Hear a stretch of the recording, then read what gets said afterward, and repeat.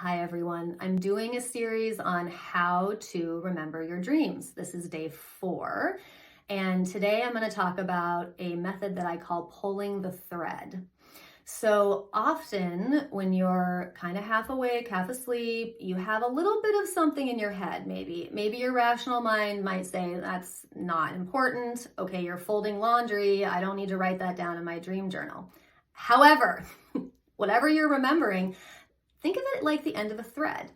And if you follow that thread, the rest of your dream, this whole other storyline and reality is attached to that maybe seemingly mundane thread. So write down everything. So just start writing, I was folding my laundry and my Sometimes just doing that can help you gather up the loose ends of everything else that was happening in your dreams. And often when I do this, all of a sudden, 3 or 4 different storylines come in immediately, and all of a sudden I have a lot of things to write down. If that doesn't work, that's okay. I have a couple other suggestions to pull the thread. So, okay, you have this one little memory from your dream. Okay, I saw a dog walking down the street. Okay. You can start asking yourself some questions. So first, you can go through your senses. What was I smelling? What was I tasting? What did it feel like on my body? What was the weather like, right? Like, was it cold or was it hot? What am I hearing?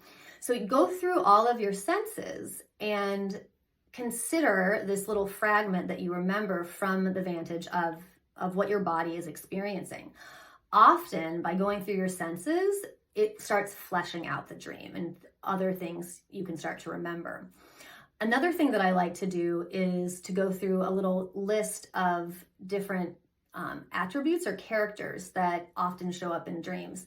So something that often helps me gather more information by pulling the thread is asking myself, were there any plants or animals in this dream? And often that will be the thing that snaps me back into a scene and helps you remember the rest of it.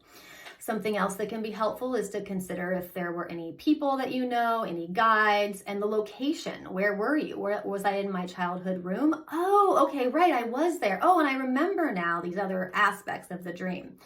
So just, telling yourself to go through your senses and then go through kind of physical attributes of what could have been incorporated in the dream can often be ways of jogging that dream memory and helping you remember some really important stuff.